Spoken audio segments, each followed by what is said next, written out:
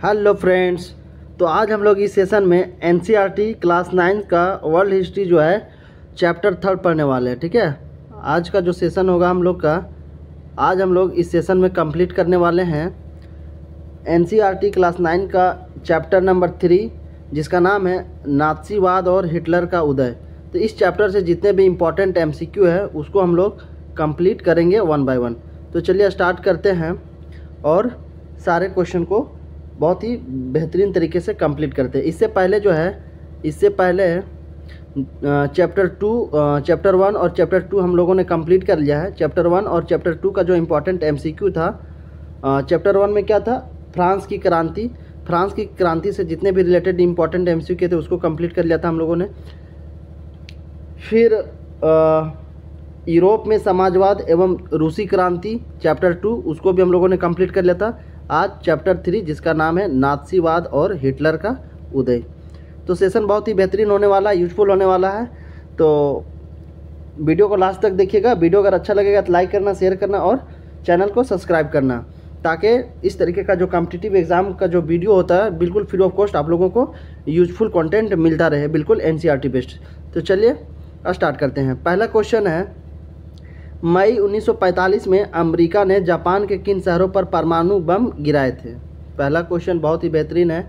पहला क्वेश्चन क्या है कि मई 1945 में अमेरिका ने जापान के कौन से शहर पर परमाणु बम गिराए थे। तो हिरोशिमा और नागासाकी। आई होप इसको जो है सभी लोगों को आंसर पता होगा कि 1945 में अमेरिका ने जो है जापान के हिरोशिमा और नागासाकी पर परमाणु बम गिरा दिए थे, जिसके वजह से सारे जो एरियाज़ थे वो काफ़ी इफ़ेक्टिव हुए थे। और आज अभी तक जो है वहाँ के लोग जो होते हैं डिसेबल जो है जन्म लेते हैं, डिसेबिलिटी होते हैं, फिजिकल डिसेबिलिटी वहाँ के जो है बच्चे पैदा होते हैं, ऐसा माना जाता है। तो हिरोशिमा और नागासाकी इसका बिल्कुल राइट आंसर होगा।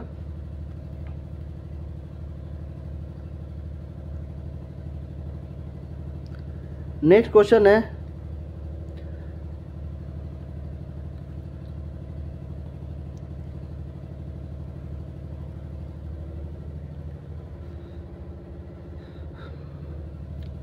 तो पहला क्वेश्चन है, मई 1945 में अमेरिका ने जापान के किन शहरों पर परमाणु बम गिराए थे।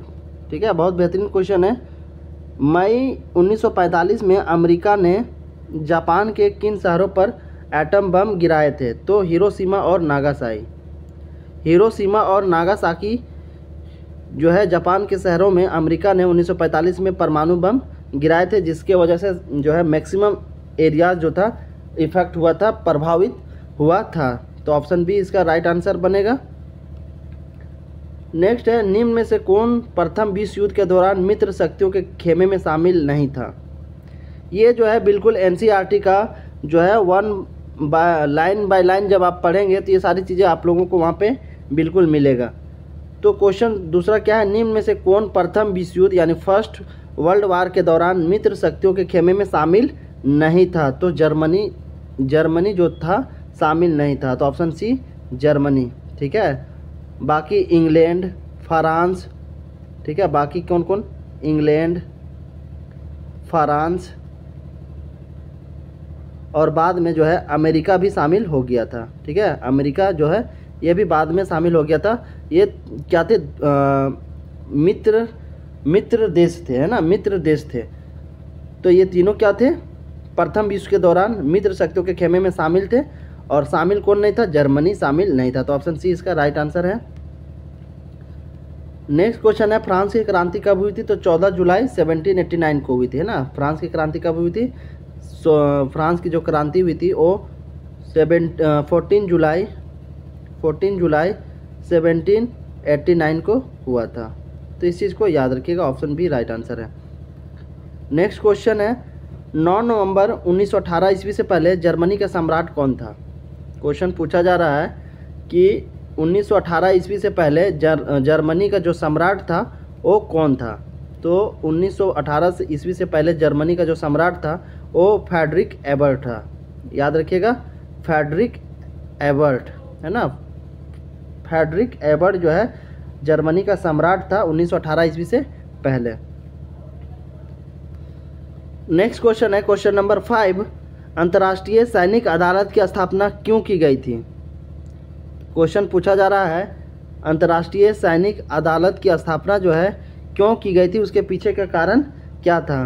तो आपके ऑप्शन है नाज़ी युद्धबंदियों पर मुकदमा चलाने के लिए। जी बिल्कुल, नाज़ी युद्धबंदी जो थे, युद्धबंदी उस पर मुकदमा चलाया जा सके, इसीलिए अंतर्राष्ट्रीय सैनिक अदालत की स्थापना की गई थी। तो ऑप्शन ए जो है राइट है। नेक्स्ट है जर्मन मुद्रा को क्या कहा जाता है। जर्मन करेंसी को जो है क्या कहा जाता है। तो मार्क। मार्क क्या है, ये जर्मन करेंसी है। क्या है, जर्मन करेंसी, जर्मन मुद्रा है ना। तो ऑप्शन बी इसका राइट आंसर होगा। मार्क क्या है, जो है जर्मन मुद्रा को कहा जाता है। नेक्स्ट क्वेश्चन है जर्मनी के वाइमर गणतंत्र का प्रथम राष्ट्रपति कौन था। एबर्ट था। एबर्ट जो था वो जर्मनी के वाइमर गणतंत्र का प्रथम राष्ट्रपति था। तो ऑप्शन ए एबर्ट इसका सही आंसर होगा। नेक्स्ट है निम्न में से कौन सा प्रथम विश्व युद्ध का प्रभाव नहीं था। इनमें से कौन सा प्रथम विश्व युद्ध का प्रभाव नहीं था। तो आपके ऑप्शन जो है दिए गए हैं यूरोपीय समाज और राजनीतिक व्यवस्था में सिपाहियों को आम नागरिकों के मुकाबला ज़्यादा सम्मान देना। जी नहीं। दूसरा आक्रामक युद्ध प्रचार। जी बिल्कुल। राष्ट्र सम्मान की भावना, ये भी क्या है, सही है। तो ऑप्शन डी इसका राइट आंसर बनेगा। ऑप्शन डी जो है इसका बिल्कुल राइट आंसर होगा। इन तीनों में से जो है कोई प्रभाव नहीं था प्रथम विश्व युद्ध का। नेक्स्ट है युद्ध के मोर्चे पर सैनिकों के छिपने के लिए खोदे गए गड्ढे को क्या कहते हैं। तो खंदक कहते हैं। क्या कहते हैं, खंदक कहते हैं। याद रखिएगा खंदक। खंदक क्या होता है, खंदक जो होता है वो युद्ध के मोर्चे पर जो सैनिकों के छिपने के लिए जो खोदे गए जो गड्ढे होते हैं उसी को खंदक कहा जाता है। याद रखिएगा खंदक, है ना। तो खंदक क्या होता है, सैनिकों को छिपने के लिए खोदे गए जो गड्ढे होते हैं उसी को खंदक कहा जाता है। नेक्स्ट है प्रथम विश्व युद्ध में कौन से मित्र राष्ट्र थे। फर्स्ट वर्ल्ड वार में कौन से मित्र जो थे, मित्र राष्ट्र थे। कौन से जो थे, कौन से जो देश थे वो मित्र राष्ट्र थे। तो रूस, इंग्लैंड और फ्रांस, ये तीनों क्या थे, मित्र राष्ट्र थे। याद रखिएगा रूस, दूसरा है इंग्लैंड और तीसरा कौन है, फ्रांस। तीसरा है फ्रांस और बाद में जो है अमेरिका भी शामिल हो गया था। जब अमेरिका शामिल हुआ तो जर्मनी को क्या हुआ था, घुटने टेकने पड़ गए थे। ये चारों क्या थे, शुरू में ये मित्र राष्ट्र थे, बाद में जो है अमेरिका भी शामिल हो गया था। तो याद रखिएगा प्रथम विश्व युद्ध पूछा जा रहा है तो प्रथम विश्व युद्ध के दौरान जो है रूस, इंग्लैंड और फ्रांस जो थे ये मित्र राष्ट्र थे, है ना, मित्र राष्ट्र थे। एक दूसरे को क्या करते थे, मदद क्या करते थे, मुसीबत के टाइम में, परेशानी के टाइम में ये तीनों जो थे मित्र राष्ट्र थे, एक दूसरे के क्या करते थे, हेल्प किया करते थे। तो ऑप्शन ए जो होगा इसका राइट आंसर होगा। याद रखिएगा रूस, इंग्लैंड और फ्रांस। इसको कोडवर्ड में याद रख सकते हैं न्यूमेरिक ट्रिक से, जिसे आर से रूस, ई से इंग्लैंड और एफ से फ्रांस, यानी रेफ, है ना, REF। तो याद रखिएगा रेफ। प्रथम विश्व युद्ध में जो है कौन से मित्र राष्ट्र थे, तो रेफ, रूस, इंग्लैंड और फ्रांस। बाद में अमेरिका भी जो है शामिल हो गया था। नेक्स्ट क्वेश्चन है नवंबर के अपराधी कौन थे। नवंबर के जो अपराधी थे वाइमर गणराज्य के समर्थक थे। वाइमर गणराज्य के जो समर्थक थे वही नवंबर के अपराधी थे। नेक्स्ट है नाजी यूथ लीग की स्थापना कब हुई थी। नाजी यूथ लीग की जो स्थापना हुई थी वो कब हुई थी, तो 1920 को, 1922 को जो है नाजी यूथ लीग की स्थापना हुई थी। तो याद रखिएगा 1922 को जो है 1922 को नाजी यूथ लीग की स्थापना हुई थी, Nazi youth league. Next question है प्रथम विश्व युद्ध के बाद मित्र राष्ट्रों ने जर्मनी के जिस समृद्ध प्रदेश पर अधिकार कर लिया वह कौन था, तो रायलैंड था। ऑप्शन सी रायलैंड इसका सही आंसर हो जाएगा। नेक्स्ट है किस घटना से राजनीतिक रेडिकलवादी विचारों को बल मिला। कौन सा ऐसा घटना था जो राजनीतिक रेडिकलवादी जो विचार वाले जो लोग थे उसको बल मिला था, तो 1923 के आर्थिक संकट से ऑप्शन बी 1923 यानी 1923 के आर्थिक संकट से जो है राजनीतिक रेडिकलवादी विचारों को जो है ताकत मिला था, बल मिला था। तो ऑप्शन बी राइट आंसर है। नेक्स्ट है, वह स्थिति जब कीमतें बेहिसाब बढ़ जाती है तो क्या कहलाती है। एक ऐसा सिचुएशन आ जाता है जब कीमतें जो है काफ़ी ज़्यादा बढ़ जाती है, तो उस स्थिति को क्या कहा जाता है। तो अति मुद्रास्फीति कहा जाता है ना। कभी कभी जो है कोई चीज़ें की कीमत इतनी ज़्यादा बढ़ जाती है तो एक भयावह स्थिति पैदा हो जाती है, तो उस स्थिति को क्या कहा जाता है, अति मुद्रास्फीति कहा जाता है। तो ये क्वेश्चन पूछा जा सकता है, इंपॉर्टेंट है कि वह कौन सी स्थिति है जब कीमतें बेहिसाब बढ़ जाती है, बहुत ज़्यादा बढ़ जाती है, तो वो स्थिति क्या कहलाती है। तो अति मुद्रास्फीति कहलाती है। ऑप्शन ए इसका राइट आंसर होगा। नेक्स्ट है, वाइमर गणराज्य की सबसे अधिक आलोचना कब हुई थी। वाइमर गणराज्य की जो है सबसे अधिक क्रिटिसिज्म कब हुआ था। तो वर्षे की अपमानजनक संधि पर हस्ताक्षर करने के कारण। कब हुआ था, जब वर्षे की अपमानजनक संधि पर जो है हस्ताक्षर कर दिया गया था, उसी के कारण जो है वाइमर गणराज्य को सबसे अधिक आलोचना झेलनी पड़ी थी। तो ऑप्शन ए इसका राइट आंसर सही है। नेक्स्ट है, जर्मनी में स्पार्टकिस्ट लीग की मुख्य मांग क्या थी। जर्मनी में स्पार्टकिस्ट लीग जो थी, याद रखिएगा, जर्मनी में स्पार्टकिस्ट लीग जो थी उसका मुख्य मांग क्या था, मेन जो डिमांड था वो क्या था, मुख्य मांग क्या था। तो जर्मनी में सोवियत ढंग की सरकार बनाना मुख्य मांग जो था स्पार्टकिस्ट लीग का, वो था कि जर्मनी में भी जो है सोवियत ढंग की सरकार बनाई जाए, है ना। जर्मनी में भी क्या है, सोवियत ढंग की सरकार बनाई जाए, इसीलिए स्पार्टकिस्ट लीग की यही मेन जो था मुद्दा था, यही मेन मांग था। तो option C will be the right answer. Next है, किसी समुदाय को दूसरे समुदाय से अलग रखना क्या कहलाता है। तो घेटो कहलाता है। घेटो जो होता है क्या कहलाता है, किसे कहा जाता है, जब किसी समुदाय को दूसरे समुदाय से अलग रखा जाता है तो उसको घेटो कहा जाता है। मान के चलिए कोई समुदाय ए है और कोई समुदाय बी है, जब ए समुदाय और बी समुदाय को क्या किया जाए, एक दूसरे से अलग रखा जाए तो उसे घेटो कहा जाता है ना। क्या कहा जाता है, घेटो कहा जाता है। याद रखिएगा, घेटो। जब दो समुदाय को एक दूसरे से अलग रखा जाता है तो उसको घेटो कहा जाता है। Option A right answer. Next है, प्रथम विश्व युद्ध की क्षतिपूर्ति के रूप में जर्मनी पर कितना हर्जाना डाला गया था। तो 6 अरब डॉलर डाला गया था हर्जाने के रूप में। प्रथम विश्व युद्ध की जो क्षति हुई थी तो उसको क्षतिपूर्ति करने के लिए जर्मनी पर जो हर्जाना डाला गया था वो 6 अरब डॉलर डाला गया था, है ना, 6 अरब डॉलर। प्रथम विश्व युद्ध जो हुआ था उस दौरान काफ़ी जो है नुकसान हुआ था, तो उस क्षतिपूर्ति को जो है उस क्षति को पूर्ति करने के लिए, उस नुकसान को भरपाई करने के लिए जर्मनी पर जो है 6 अरब डॉलर का हर्जाना डाला गया था, 6 अरब डॉलर। तो option D will be the right answer. Next question है, फ्री कोर क्या था। क्वेश्चन पूछा जा रहा है फ्री कोर जो है वो क्या था। फ्री कोर है ना, फ्री कोर जो है वो क्या था। पुराने सैनिकों का एक संगठन था। फ्री कोर क्या था, पुराने सैनिकों का एक ऑर्गेनाइजेशन था, एक संगठन था जिसे फ्री कोर कहा जाता है। तो ये भी इम्पोर्टेंट है, याद रखिएगा। पुराने सैनिकों का संगठन को क्या कहा जाता है, फ्री कोर कहा जाता था, है ना, फ्री कोर। तो ऑप्शन बी सही है। नेक्स्ट क्वेश्चन है, नॉर्डिक जर्मन आर्य कहाँ के रहने वाले थे। तो जर्मन के रहने वाले थे। कहाँ के रहने वाले थे, जैसा कि नाम से ही पता चल रहा है, जर्मन जो है इसका नाम में टाइटल लगा हुआ जर्मन, तो ये कहाँ के रहने वाले थे, जर्मनी के ही रहने वाले थे, जर्मन ही थे। तो याद रखिएगा, नॉर्डिक जर्मन जो थे ये नॉर्डिक जर्मन आर्य जो थे कहाँ के रहने वाले थे, तो जर्मन के।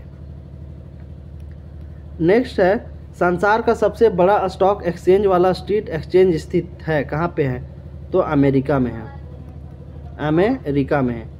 याद रखिएगा, वर्ल्ड का सबसे बड़ा स्टॉक एक्सचेंज वाला स्ट्रीट एक्सचेंज स्थित कहाँ पे है, वो अमेरिका में है ना। सबसे बड़ा स्टॉक एक्सचेंज वाला स्ट्रीट जो है वो कहाँ पे है, अमेरिका में है। नेक्स्ट है, जर्मनी को संकट से निकालने के लिए डॉब्स योजना किसने बनाई थी, तो अमेरिका ने बनाई थी। याद रखिएगा, जर्मनी को जो है संकट से उबारने के लिए, निकालने के लिए एक डॉप्स योजना बनाई गई थी। क्या बनाई गई थी? डॉप्स प्लान बनाया गया था। डॉप्स प्लान बनाया गया था। और ये प्लान कौन बनाया था? अमेरिका ने बनाया था। अमेरिका ने जो है अमेरिका ने बनाया था, ताकि जो है जर्मनी को संकट से, उसकी मुसीबतों से उसे बाहर निकाला जा सके। तो ऑप्शन सी जो है फाइनली सही आंसर है। नेक्स्ट है, धुरी शक्तियाँ किन देशों को कहा गया है? धुरी शक्तियाँ जो है वो किन देशों को कहा गया है? तो जर्मनी, जापान एवं इटली। ऑप्शन बी सही है। जर्मनी, जापान एवं इटली को जो है धुरी शक्तियों का देश कहा गया है। याद रखिएगा, पहला कौन है? पहला है जर्मनी, दूसरा है जापान, तीसरा है इटली। तीसरा क्या है? इटली। ये तीनों देशों को जो है धुरी शक्तियाँ कहा जाता है। क्या कहा जाता है? धुरी शक्तियाँ, है ना, याद रखिएगा, ये काफ़ी इंपॉर्टेंट है, धुरी शक्तियाँ। ऑप्शन बी जो है फाइनली आंसर हो जाएगा। नेक्स्ट क्वेश्चन है 25। 1929 की आर्थिक महामंदी के समय जर्मनी में बेरोजगारों की संख्या कितनी जा पहुंची थी? जर्मनी में एक ऐसा सिचुएशन आ गया था जहां पे बेरोजगारों की संख्या चरम पर थी, बहुत ही ज़्यादा था। तो वही क्वेश्चन पूछा जा रहा है कि 1929 की आर्थिक महामंदी के समय जर्मनी में जो बेरोजगारों की संख्या हो गई थी वो कितनी जा पहुंची थी, कितनी हो गई थी? तो 60 लाख तक। कितनी हो गई थी? 60 लाख। तो option B will be the right answer. Next है, किस घटना से राजनीतिक रेडिकलवादी विचारों को बल मिला था? तो 1923 के आर्थिक संकट से। 1923 के आर्थिक संकट से ही जो रेडिकलवादी विचार के लोग थे उन लोगों को ताकत मिल गया था, बल मिल गया था। तो ऑप्शन बी जो है इसका राइट आंसर है। मित्र राष्ट्र में कौन कौन देश थे? तो बताए थे थोड़ा देर पहले कि मित्र राष्ट्र कौन कौन थे। मित्र राष्ट्र थे ब्रिटेन, फ्रांस और रूस, है ना। ब्रिटेन, फ्रांस, रूस, ये सारे जो लोग थे, ये सारे जो देश थे वो क्या थे? मित्र राष्ट्र थे। इन तीनों के बीच में क्या था? अच्छा दोस्ती था, अच्छा फ्रेंडशिप था, एक दूसरे को संकट में मदद क्या करते थे। नेक्स्ट है, वाइमर संविधान की त्रुटि थी जो अस्थायी शासन में बाधक थी। वाइमर संविधान जो था उसमें क्या त्रुटि थी जो अस्थायी शासन में बाधक थी? तो अनुपातिक प्रतिनिधित्व, अनुपातिक इमरजेंसी लीडरशिप जो था वही इसमें वाइमर संविधान में जो थी एरर था, त्रुटि था, अनुपातिक प्रतिनिधित्व। ऑप्शन ए सही है। नेक्स्ट है, वाइमर संविधान के दोष का नाम लिखिए जिसने इसे क्षणभंगुर बना दिया था। तो समानुपातिक प्रतिनिधित्व प्रणाली, जो समानुपातिक प्रतिनिधित्व सिस्टम था वही वाइमर संविधान को जो है क्षणभंगुर बना दिया था, कमज़ोर बना दिया था, है ना। तो ऑप्शन ए समानुपातिक प्रतिनिधित्व वाला जो प्रणाली था, सिस्टम था, वही जो है वाइमर संविधान को कमज़ोर बना दिया था। Option A will be the right answer. Next है 30। हिटलर कौन था? तो हिटलर जर्मनी का तानाशाह शासक था। हिटलर कौन था? जर्मनी का तानाशाह शासक था। तो याद रखिएगा, ये भी इम्पोर्टेंट है कि जर्मनी का जो है तानाशाह शासक कौन था? वो था हिटलर, है ना।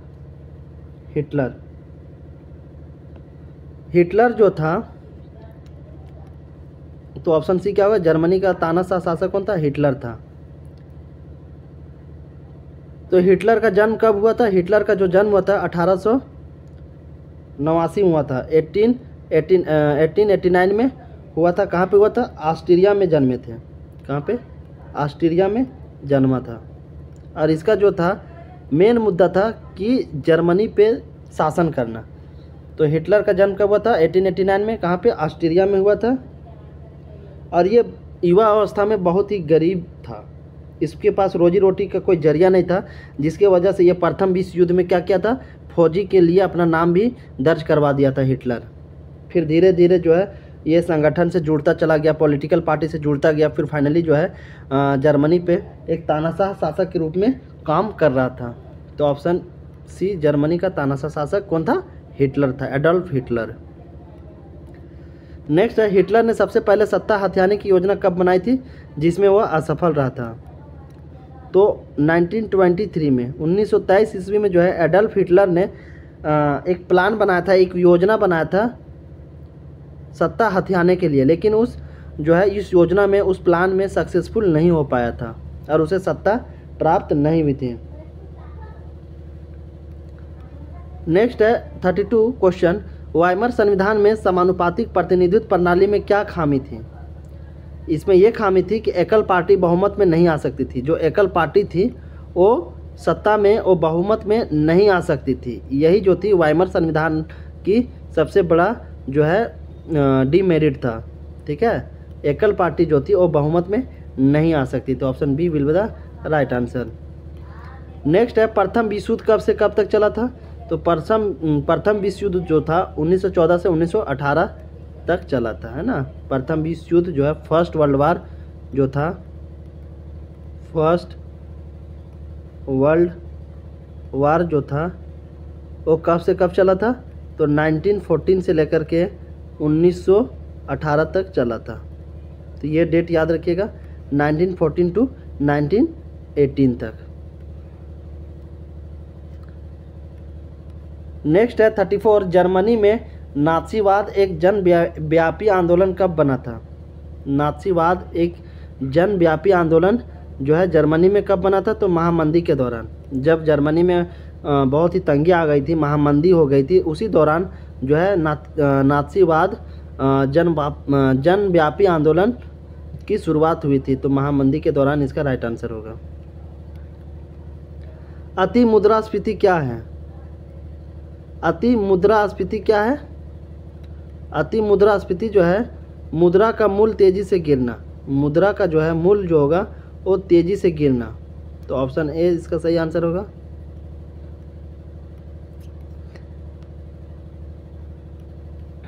नेक्स्ट है द्वितीय विश्व युद्ध कब से कब तक हुआ था? सेकेंड वर्ल्ड वार जो हुआ था वो कब से कब हुआ था? तो 1939 से 1945 तक। याद रखिएगा, फर्स्ट वर्ल्ड वार जो था, फर्स्ट वर्ल्ड वार वो था 1914 से लेकर के 1918। और दूसरा जो सेकेंड वर्ल्ड वार जो था, सेकेंड वर्ल्ड वार वो जो था 1939 से लेकर के 1945 तक, है ना। 1939 से लेकर के 1945 तक। तो ऑप्शन ए इसका सही हो जाएगा। नेक्स्ट है जर्मन संसद क्या कहलाती थी? जर्मन संसद क्या कहलाती थी? तो रिक्सस्टाग कहलाती थी। जर्मन संसद जो थी वो रिक्सस्टाग कहलाती थी।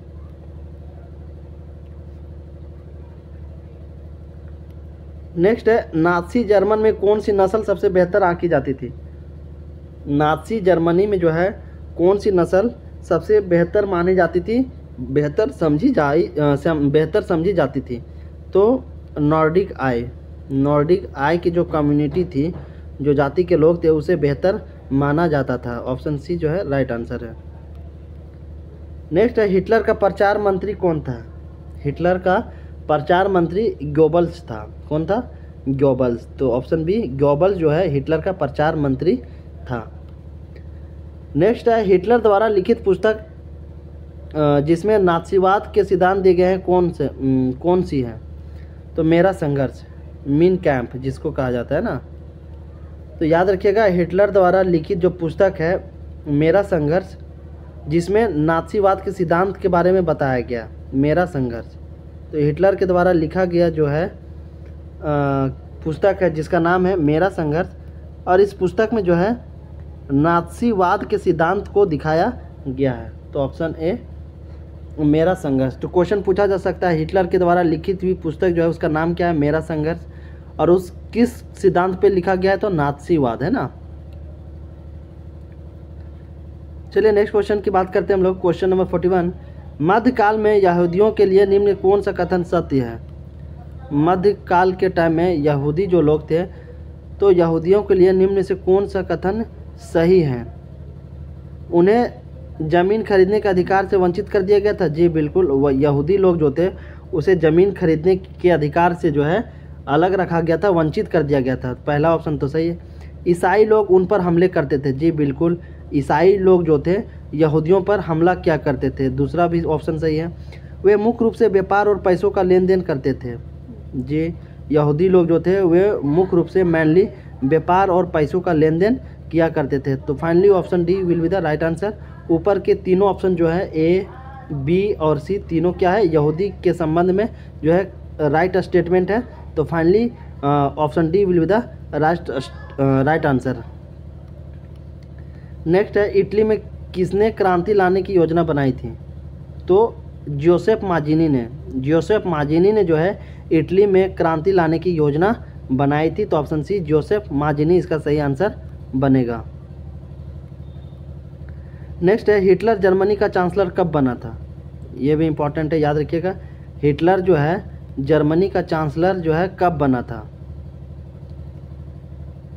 क्वेश्चन पूछा जा रहा है कि हिटलर जो है, एडोल्फ हिटलर जर्मनी का चांसलर कब बना था? तो 30 जनवरी 1933 को बना था, है ना। ये डेट याद रखिएगा, 30 जनवरी 1933 को जो है एडोल्फ हिटलर जर्मनी का चांसलर बना था। नेक्स्ट है, हिटलर ने जर्मन युवाओं के लिए खेलकूद की सिफारिश क्यों की थी? एडोल्फ हिटलर जर्मन युवाओं के लिए खेलकूद की सिफारिश इसलिए की थी ताकि यहाँ के युवाओं में हिंसा और आक्रामकता की भावना पैदा किया जा सके। ठीक है, ये भी इम्पोर्टेंट है, याद रखिएगा। हिटलर ने जो है जर्मन के युवाओं के लिए खेलकूद की सिफारिश किया था ताकि यहाँ के युवाओं जो है खेलकूद में एक्टिव रहे और उसमें आक्रामकता की भावना जो है उत्पन्न हो सके, जिसको क्या करें, अपने बेहतर के लिए क्या कर सके, हम खुद के लिए उसका इस्तेमाल कर सके। तो ऑप्शन सी जो होगा इसका राइट आंसर होगा। नेक्स्ट है, जर्मनी ने मित्र राष्ट्रों के सामने समर्पण कब किया था?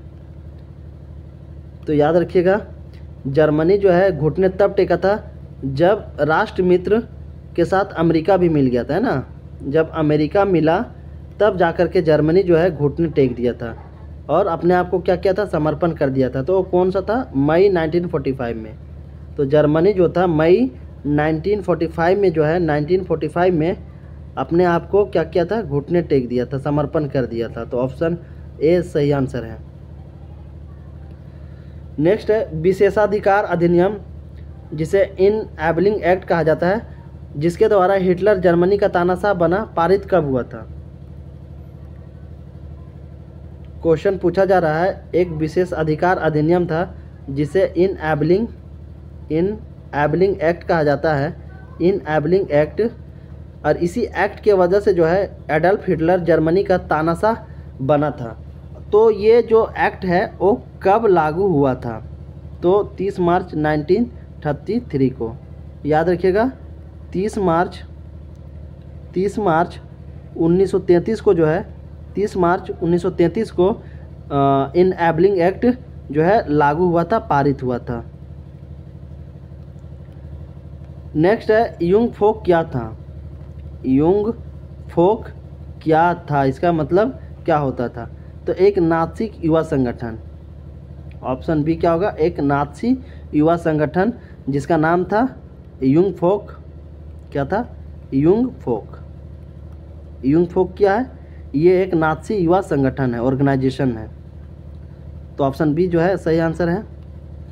नेक्स्ट है, हिटलर की गुप्तचर पुलिस क्या कहलाती थी? हिटलर की जो गुप्तचर पुलिस थी उसे क्या कहा जाता था? तो तूफानी दस्ता कहा जाता था। ऑप्शन ए तूफानी दस्ता। क्या कहा जाता था? तूफानी दस्ता, है ना, तूफानी दस्ता। Option A will be the right answer. तूफानी दस्ता जो है हिटलर की गुप्तचर पुलिस कही जाती थी, मानी जाती थी। नेक्स्ट है, द्वितीय विश्व युद्ध की शुरुआत जर्मनी द्वारा किस देश में आक्रमण के साथ हुई थी? तो पोलैंड के साथ। जर्मनी ने जो है पोलैंड के ऊपर हमला कर दिया था और यही जो था द्वितीय विश्व युद्ध की शुरुआत मानी जाती थी, है ना, यही मानी जाती है। तो पोलैंड इसका राइट आंसर होगा। द्वितीय विश्व युद्ध की शुरुआत जो है जर्मनी ने पोलैंड के ऊपर आक्रमण कर दिया था और इस आक्रमण को ही द्वितीय विश्व युद्ध की शुरुआत फेज माना जाता है, अर्लियर फेज माना जाता है। नेक्स्ट है, हिटलर को चांसलर बनने का न्योता किसने दिया था? तो हिंडनबर्ग ने दिया था। एडोल्फ हिटलर को चांसलर बनने का न्योता किसने दिया था? तो हिंडनबर्ग ने दिया था। ऑप्शन बी हिंडनबर्ग सही आंसर है।